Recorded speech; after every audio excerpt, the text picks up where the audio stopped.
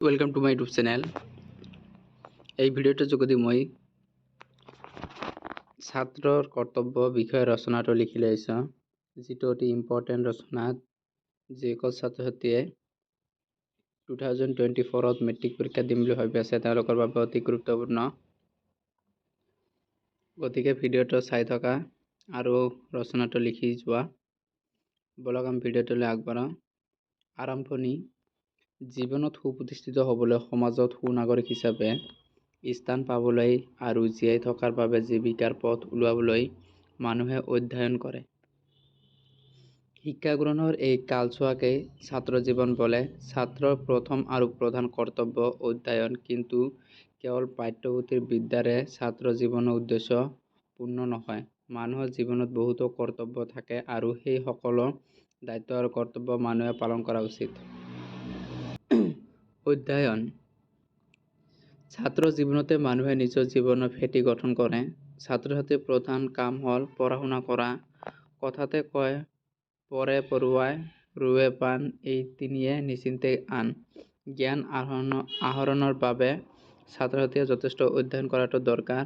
পাঠ্যপুথিৰ উপৰিও আন প্ৰয়োজনীয় শিক্ষা আহৰণৰ বাবে ছাত্ৰ-ছাত্ৰীৰ সময়ছোৱা অনুকূল। সংস্কৃতত এষাৰ কথা আছে, ছাত্ৰাণং অধ্যয়নং তপঃ।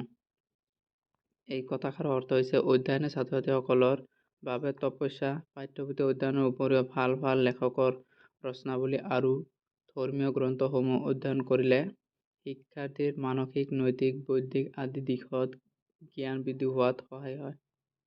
কেৱল পাঠ্যপুথি পঢ়ি মুখস্থ কৰি পৰীক্ষাত ভাল ফল দেখুওৱাটোৱে জীৱনৰ একমাত্ৰ উদ্দেশ্য হোৱা অনুচিত। বিদ্যালয়ৰ শিক্ষাৰ উপৰিও জীৱনত কৃতকাৰ্য হ'বলৈ আন বহুতো কথা শিকিব লাগে। ছাত্ৰ জীৱনতে আৱশ্যকীয় শিক্ষা গ্ৰহণ কৰি ভৱিষ্যত জীৱনক সুখৰ আৰু আনন্দৰ কৰিবৰ বাবে জীৱনৰ ভেটি গঠন কৰি ল'ব লাগে। চৰিত্ৰ গঠন। চৰিত্ৰ মানুহৰ প্ৰকৃত ভূষণ। সেয়েহে ছাত্ৰ অৱস্থাতে ছাত্ৰ-ছাত্ৰীয়ে নিজৰ চৰিত্ৰ গঠনত গুৰুত্ব দিব লাগে। সততা, উদাৰতা, ন্যায় আদি চাৰিত্ৰিক গুণ থকাটো অতি আৱশ্যক। চৰিত্ৰহীন লোকে সমাজত স্থান নাপায়। কৈশোৰ আৰু যৌৱনকালত ল'ৰা-ছোৱালীবোৰ চঞ্চল হয়। দম্ভ, অহংকাৰ আদিও কিছু পৰিমাণে থাকে। এইবোৰ ছাত্ৰ জীৱনতে পৰিহাৰ কৰা উচিত। চৰিত্ৰ এবাৰ অধঃপতিত হ'লে তাক উদ্ধাৰ কৰা বহুত কঠিন হৈ পৰে। নৈতিক শিক্ষাৰ দিশত গুৰুত্ব দিব লাগে। ই মানুহক বিনয়ী, সত্যবাদী আদি গুণৰ অধিকাৰী কৰি তোলে। সকলো লোক নৈতিকভাৱে সচেতন হ'লে এখন সুস্থ সমাজ গঠনত সহায় হ'ব। সুস্থ জীৱন যাপন কৰিবলৈ সুশৃংখলবদ্ধতা, নিয়মানুৱৰ্তিতা অতি প্ৰয়োজনীয়। উচ্ছৃঙ্খল হৈ কাম কৰিলে কামত বেমেজালি দেখা দিয়ে। সুশৃংখল আৰু নিয়মানুৱৰ্তী ছাত্ৰ-ছাত্ৰীয়েহে জীৱনত সফলতা অৰ্জন কৰিব পাৰে।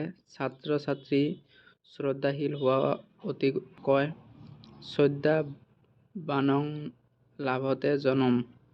অৰ্থাৎ শ্ৰদ্ধাশীল হ'লেহে জ্ঞান অৰ্জন কৰিব পাৰে।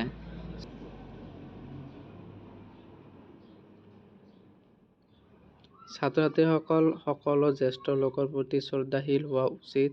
সংযম, ধৈৰ্য, উদাৰতা, বিনয়, ক্ষমা আদিৰ দৰে চাৰিত্ৰিক গুণবোৰ ছাত্ৰ জীৱনত আয়ত্ত কৰিব নোৱাৰিলে পিছত আয়ত্ত কৰা কঠিন হৈ পৰে।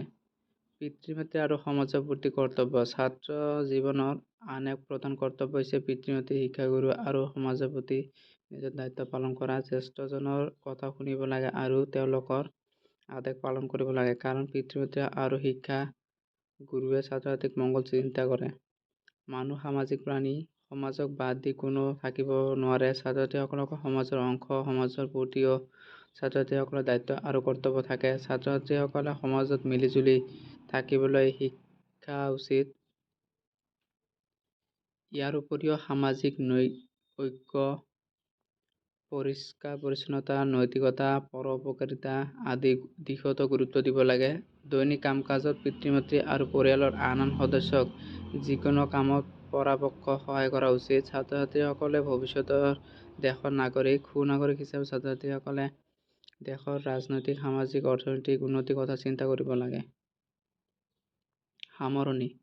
ছাত্ৰৰ প্ৰাথমিক কৰ্তব্য অধ্যয়ন। সেয়েহে পুথিগত বিদ্যাৰ লগতে আন পাঠ্যসমূহ আয়ত্ত কৰি জীৱনক সাৰ্থক আৰু সুন্দৰ কৰি তুলিব লাগে। ইয়াৰ উপৰিও সংঘবদ্ধভাৱে আৰু প্ৰণালীবদ্ধভাৱে সমাজ সেৱাৰ কাৰ্যত ভৰ্তি হ'ব লাগে। ছাত্ৰৰ সমাজ সেৱাৰ যোগেদি সমাজ আৰু ৰাষ্ট্ৰ উভয়ে উপকৃত হয়।